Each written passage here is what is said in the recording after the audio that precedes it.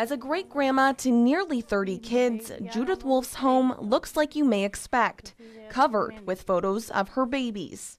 I always thought she was a cutie pie, you know. Snapshots of the places they've been, their growth. But in between one of those picture frames is a grandchild whose story of growth began when one ended in tragedy. I could see like I said, I could see the change in her over the years.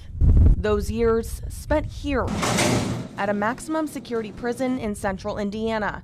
It's where Dusty James has spent the majority of her adult life. But to talk about her present, she has to look back to her past. In 2004, she was a 19-year-old mom to 2 kids, 3-year-old Tara and her 1-year-old son. I finally got enough nerve to leave my kids' dad and just jumped right into another relationship. That man was Chad Strong. James says he was nice to her, and from what she saw, nice to her kids. But hindsight is 20/20. There was some red flags now that I can look back at it. James went to work one July morning, leaving Strong with Tara and her son. I thought if I wake them up, they're not going to want me to leave, and then I'm not going to be able to go to work. Not saying goodbye is one of her many regrets. Later that day, her boss took her aside.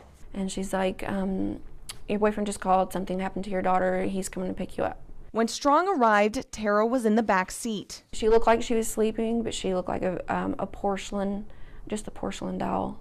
And you can tell something was wrong. She says he told her Tara hit her head. And by the time I got almost to the hospital, Chad looked at me and pulled her into his lap and started doing CPR. And when Tara's mouth fell open, I knew. The hospital confirmed Tara was dead. I kept saying, what happened? And he just kept saying, my mom thinks that we shouldn't be together anymore. And I'm like, why? What's going on? And he just said nothing. She hit her head. But Tara didn't hit her head. She died from a blow to her stomach. Strong and James were taken to the police station for questioning. James says the detectives painted the man she thought she knew as a monster. Police asked her if Strong had ever shown signs of abuse towards the kids. I didn't know that that was going on. Strong was convicted of Tara's murder. James was convicted of neglect resulting in death. Child abuse experts say her ignorance isn't uncommon. Abusers are very manipulative and crafty, and they are able to get people to see what they want the person to see. James wasn't the only one who didn't see the hurt behind these smiles. But I never dreamed that this other stuff must have been going on.